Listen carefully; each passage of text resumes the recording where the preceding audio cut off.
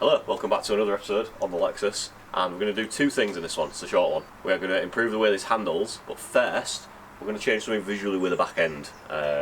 So what we're doing is removing this plate, swapping it for one of these, Jap style plate. The recess is already there, big enough for it, and I just think it looks a lot cleaner. Kind of changes the way the car looks a little bit, so we're going to be doing that. So first I just need to get that old one off.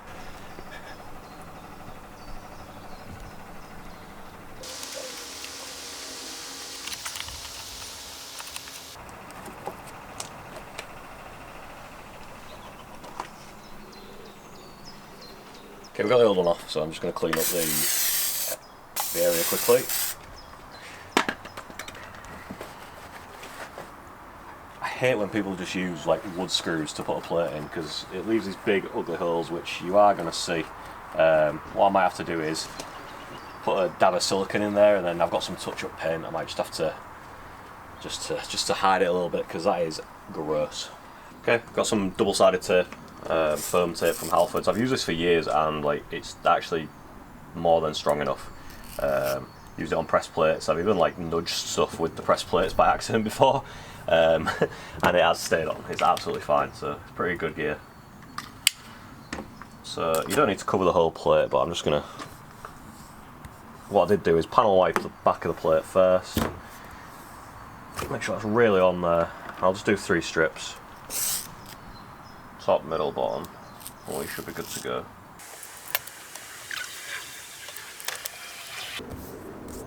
Okay, so what I've also done is mark the middle of the plate, and I've marked the middle of the boot as well. So I'm just going to panel wipe the boot to make sure this sticks. Then we just put it on, easy as that.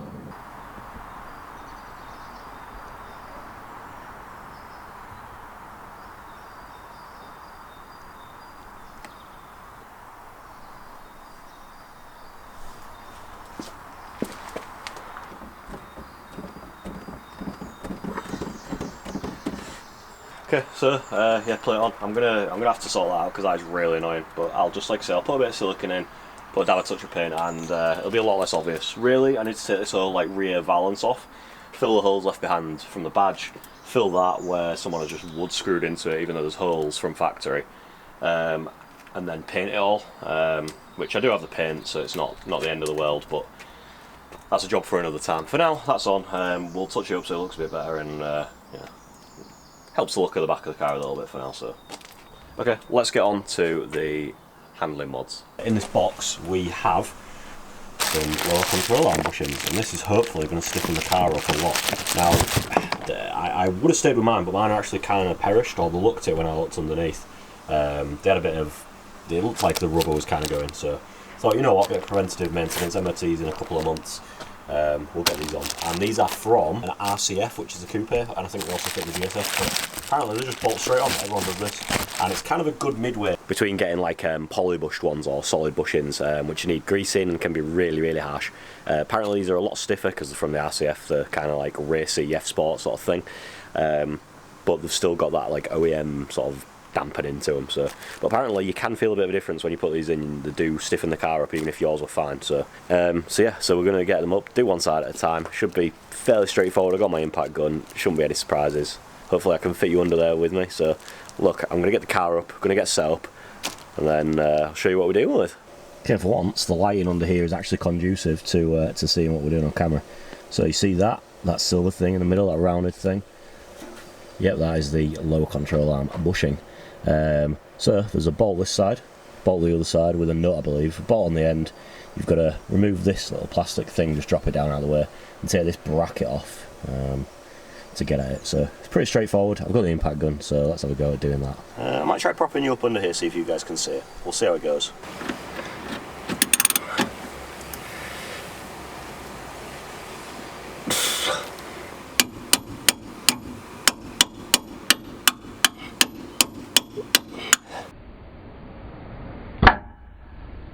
Ah.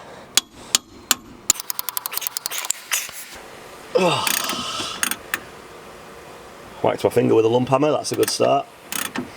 Oh god, that actually really hurts. Okay, let's loosen that. Owie. This is a 22 as well, so I'll get the impact gun on that one. 17 the other end. There's a nut on that one, so I'll have to get to the back and hold it just so I can remove that. So I'll go under in a sec when I've loosened everything, and then just 10 mils to take the this little shield down, splash guard.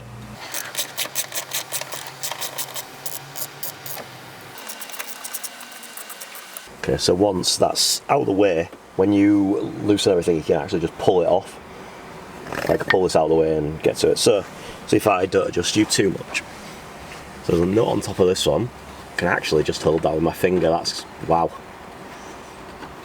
Oh, that's really good. Oh, good effort, Lexus.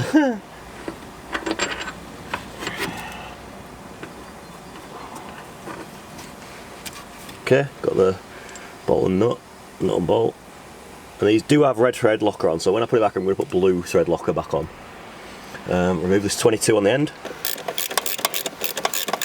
As I thought, I will just remove these. I forgot about the bracket. 217s, I believe. No, 14s maybe? 14s. Oh god. Honestly guys, get yourself a big impact, it just makes life so much easier. I'm not sponsored by DeWalt, but if they want to sponsor me, then you know, email me. Got a lot of tools on my wish list, DeWalt.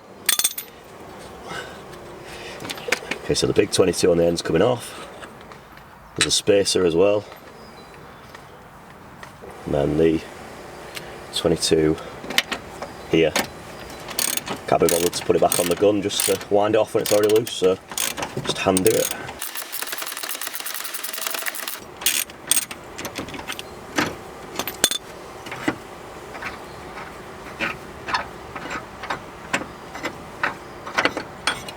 That is crusty, that. I'm going to clean that up before that goes back on.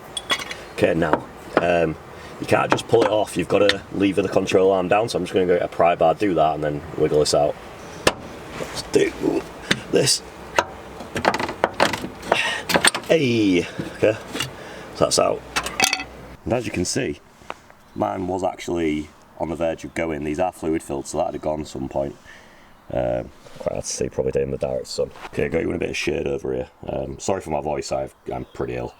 Yeah, as you can see, they were going. So, needed doing anyway, that's what I'd spotted, so.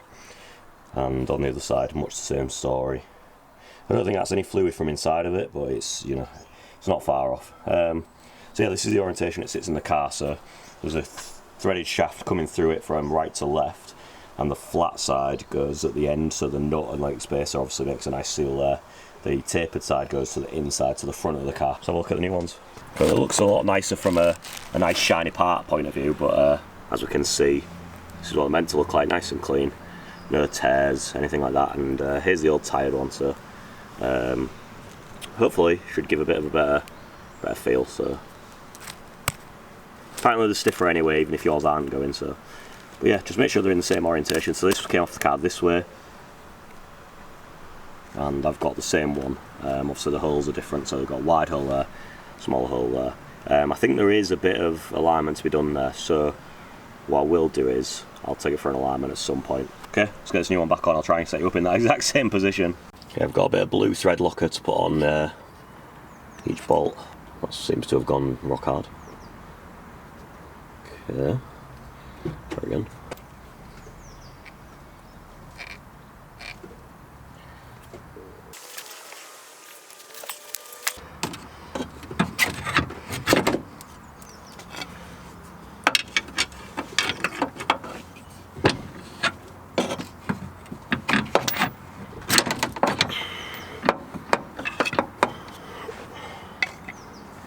Okay, I'll put that back bolt in first because it's a bit more difficult.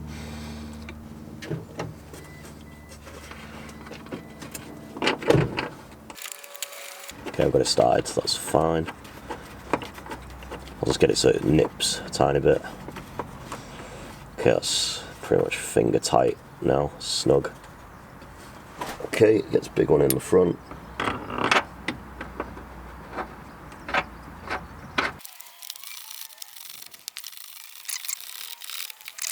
I forgot the bracket, everybody. Everybody point and laugh.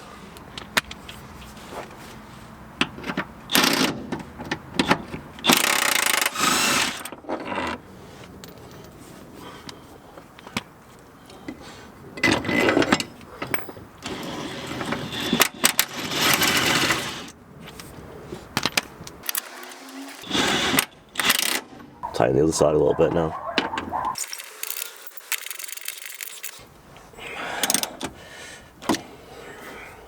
Start tightening the big 22 on the back.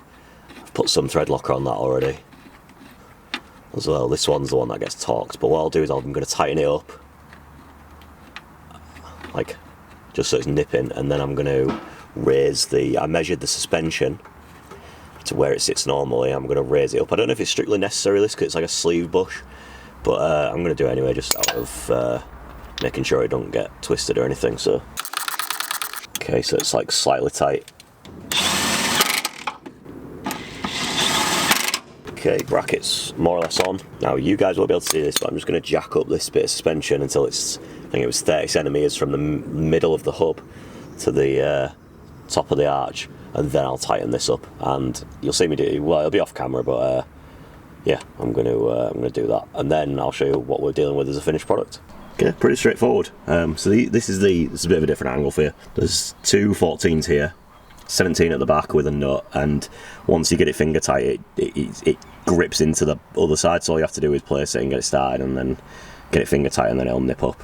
22 on the end here. This is the one that I torqued while the car was at ride height. There is a torque setting, I just went very, very, very tight, and that's not correct, but yeah, I felt how tight it was, and I kind of went to about that. He'll probably be alright.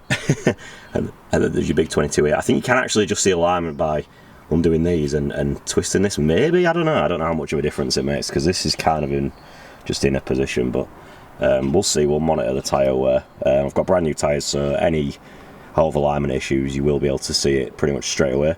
So yeah, that was pretty straightforward, very easy to do actually, really. Apart from whacking my little finger with the lump hammer. It's not quite gone too purple yet, but it's a bit purpley. Right, I'm going to do the other side, and then we'll go see, like off camera, and then we'll go see how it drives.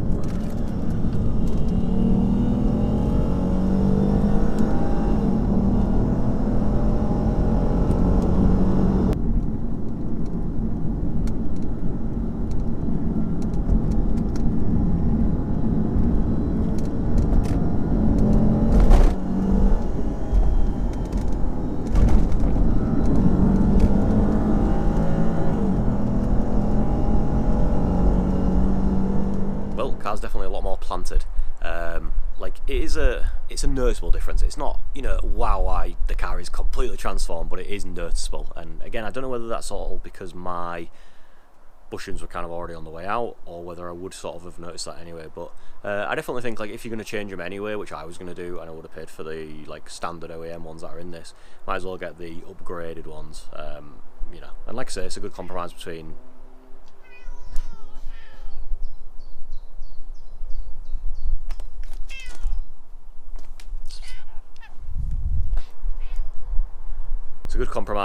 the OEM ones and like the polybush solid ones. Anyway, let me know down in the comments, would you have gone for the polybush ones or gone straight for that and just had the sort of like slightly harsher ride, or do you think these are a good option? If you like the video, give it a thumbs up, leave a comment down below, and yeah, subscribe for more. Thanks a lot.